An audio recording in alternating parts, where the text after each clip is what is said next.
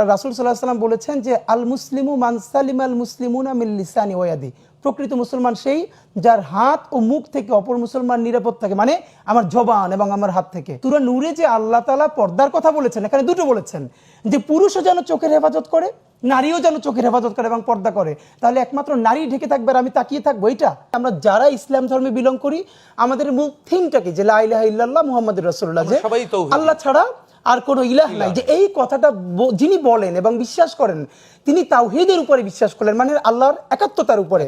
আর এটা যিনি বিশ্বাস করেন তিনি তাওহীদি, তিনি এই তাওহীদকে আমরা বাংলায় বলে যারা মুসলিম আছি আমরা সবাই তাওহীদি জনতা। সকল মুসলমান যিনি আল্লাহর কাছে আত্মসমর্পণ করেছেন কালিমার ভিত্তিতে, প্রত্যেকে তাওহীদি জনতা, প্রত্যেকে।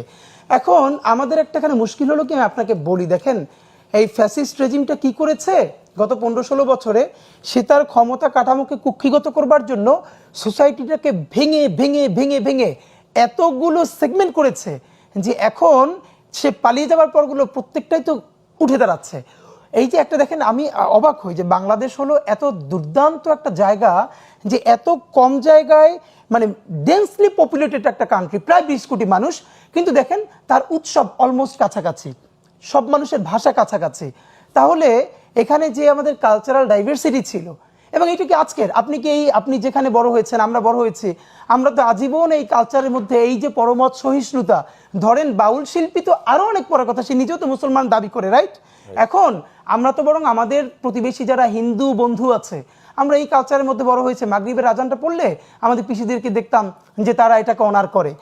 যখন পূজা হতো তখন আমাদের কমিউনিটির সমস্ত আলেমদেরকে দেখতাম যে মন্দিরে কোনো ধরনের কোনো ঝামেলা হচ্ছে কিনা, অথবা যারা কোনো ধর্মেই বিশ্বাস করে না। দেখেন আমি এবং আমাদের বাংলাদেশের কালচারটাকে দেখবেন যে নিজে একজন মাগরিবের নামাজ পড়ছে না, বা জুমার নামাজে আমাদের প্রচুর মানুষ রাস্তায় নামাজ পড়ে না, অল্প সময়ের জন্য রাস্তায় দাঁড়াতে হয়, সে হয়তো নামাজ পড়ছে না, নামাজের সামনে থেকে একজন যাচ্ছে, সে খুবই মেজাজ খারাপ করে।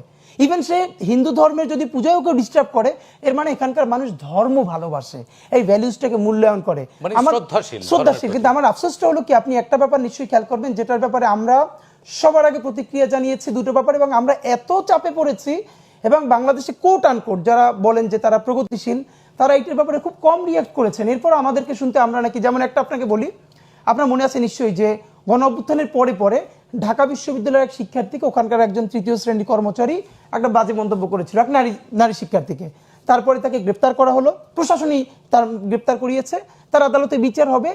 আমরা দেখলাম যে রাত্রিরে কোট আনকোট তারা তৌহিদি জনতা নাম দিয়ে সেই থানার সামনে হাজির হলো যে তাকে ছাড়াতে হবে। এবং সব থেকে আমার খারাপ লাগলো, পরের দিন যেটা গিয়ে দেখলাম, তাকে যখন কোর্ট জামিন দিল, যে ঠিক আছে তাকে জামিন দেওয়া হয়েছে, প্রথমত হলো দেখেন ইসলাম পর্যন্ত বলছে, আল্লাহ রাসূল সাল্লাল্লাহু আলাইহি ওয়াসাল্লাম বলেছেন যে আল মুসলিমু মান সালিমাল মুসলিমুনা মিন লিসানি ওয়া ইয়াদি, প্রকৃত মুসলমান সেই যার হাত ও মুখ থেকে অপর মুসলমান নিরাপদ থাকে, মানে আমার জবান এবং আমার হাত থেকে।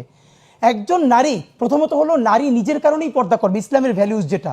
কিন্তু ধরেন কোন পুরুষকে ইসলাম কি এই কথা বলেছে, আমার সামনে যদি কোনো নারী নিউড হয়ে যায়, ড্রেসই নাই, ধরেন আমি কি তার দিকে তাকাতে, মানে দেখেন সূরা নূরে যে আল্লাহ তাআলা পর্দার কথা বলেছেন, এখানে দুটো বলেছেন, যে পুরুষও যেন চোখের হেফাজত করে, নারীও যেন চোখের হেফাজত করে এবং পর্দা করে। তাহলে একমাত্র নারী ঢেকে থাকবে আর আমি তাকিয়ে থাকবো, এটা? এই সমস্ত কথা যারা বলে, এবং আমরা দেখলাম পরের দিন তাকে এই করার পরে একটা গ্রুপ তার সামনে গিয়ে তার হাতে কোরআন শরীফ উপহার দিচ্ছে। আপনি পোট্রে করেন যে পুরো সোসাইটি দেখলো একটা ছেলে, একটা লোক একটা মেয়েকে টিজ করেছে, ড্রেস নিয়ে খারাপ কথা বলেছে।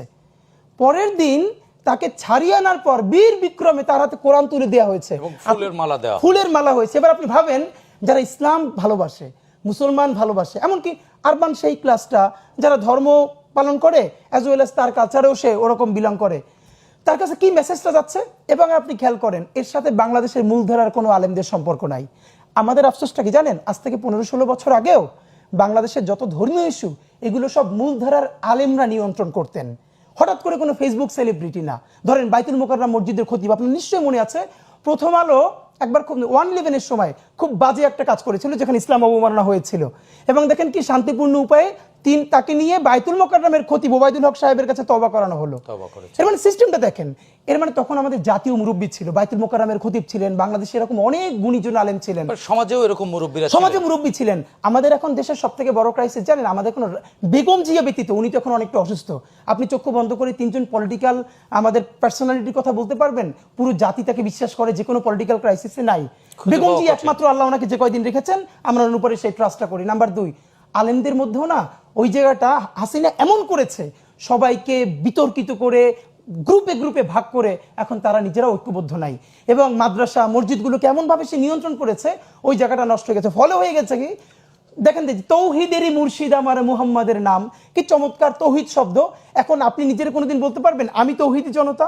না, আপনার ভয় লাগবে, তাই না? ভাই বলতে পারবে, আমি বলতে পারবো। অথচ যারা ছিলেন তৌহিদবাদী, যে ইসলাম সব থেকে বেশি ইনসাফের কথা বলে, এখন সেই শব্দটাকে একটা গ্রুপ পলিটিক্যালি ক্যাশ করে তারা সব থেকে উগ্রতা ছড়াচ্ছে। এই জায়গায় একজন ব্যক্তির আমার বক্তব্য আমার পছন্দ নাই হতে পারে, তার বিরুদ্ধে আমি প্রচলিত আইনে ব্যবস্থা নিয়েছি। বাউলদের ক্ষেত্রে যেটা বলেছেন, দেখেন আমি বলি, এটা আমি আপনার কাছে বলতে চাই, এর মধ্যে রাষ্ট্রের ষড়যন্ত্র। একটা আপনার 2-3 মাস আগে মনে আছে, ফরিদপুরে একজনার লাশ তুলে, এটা তো আমার স্মৃতিতে মনে পড়ে না যে গত 50 বছরে বাংলাদেশ, দেখেন এরকম খুবই কম হয়েছে। বাংলাদেশে এরকম তো টুকটাক ঝামেলা হয়েছে, কিন্তু কোন একটা এলাকার সকল দলের লোক, ইভেন সেখানে কি করা হয়েছে আমি আপনাকে বলি, বিএনপি কে কানেক্ট করা হয়েছে, বিএনপির সমর্থকদেরকে, জামাতের সমর্থকদের। আমি আপনাকে স্পষ্ট বলি, কোন না কোন ধরনের এজেন্সি তৎপরতা ছাড়া ওইখানে লাশ তুলে ফেলে তারপরে আগুন ধরিয়ে দেয়া, এটা আমি কোনোদিন বিশ্বাস করি না। কারণ দেখেন, একটা হলো হঠাৎ করে মফ করে ফেলা, আর একটা হলো আপনি ওখানে যাবেন, লাশ তুলে ফেলবেন, পোড়াই দেবেন। তাহলে দেশে গোয়েন্দা বাহিনী আছে কিসের জন্য? মানে এইটা পুরো, এবং করেছে কি, প্রত্যেকটা পলিটিক্যাল এন্টিটিকে ওখানে কানেক্ট করে ফেলেছে দেশকে অস্থিতিশীল করবার জন্য। আজকে যারা বাউলদের সাথে এটা করলো, দেখেন বাংলাদেশের প্রচলিত আইনে ধর্ম অবমাননার যে জায়গাগুলো আছে সেগুলো নিয়ে তো সরব হওয়া যাবে, আমি মামলা করতে পারবো। এবং অফকোর্স দেখেন, সংস্কৃতি চর্চার নামেও তো কেউ সোসাইটিতে কেওয়াস তৈরি করতে পারবেন না। কিন্তু আমি যদি আদালত প্রাঙ্গণে তার উপরে হামলা করি, তাহলে তো আমার সেই কথা মনে পড়ে যায় যেটা মাহমুদুর রহমান সাহেবের সাথে আওয়ামী লীগ করেছিল কুষ্টিয়ার আদালতে। তিনি আদালত প্রাঙ্গণে তাকে রক্তাক্ত করেছে, এবং বেগম জিয়াকে আদালত প্রাঙ্গণে। এবং দেখেন, এই জন্য আমি বলতে চাই, আপনি দেখবেন এখানে মূলধারার কোন আলেমকে দেখবেন কিন্তু এই ব্যাপারে এর মধ্যে আপনি কাদেরকে খুঁজে পান? আমি যেটা মনে করি, 2টা গ্রুপ আছে। একটা গ্রুপ হলো ভেরি ইন্টেনশনাল, যারা খুব কনসিয়াসলি ইসলাম মুসলমান আইডিওলজি, এই ধারণাটা, এই আইডেন্টিটিকে ব্যবহার করে তারা এমনভাবে অগ্রসর হন, দিন শেষে সেটা বাংলাদেশের ক্ষতি করে, খুবই কনসিয়াসলি। সেটা কিন্তু গ্রুপটা খুব অল্প। আর বাকিরা হলো বাংলাদেশের মানুষ, যেহেতু অনেকেই আবেগপ্রবণ, তারা ধর্মকে ভালোবাসেন, তারা তাদেরকে না বুঝে ফলো করেন, দিন শেষে সেটা যে বাংলাদেশের বিরুদ্ধে যায়, এটা আমাদেরকে অনেক বুঝতে সময় লাগে।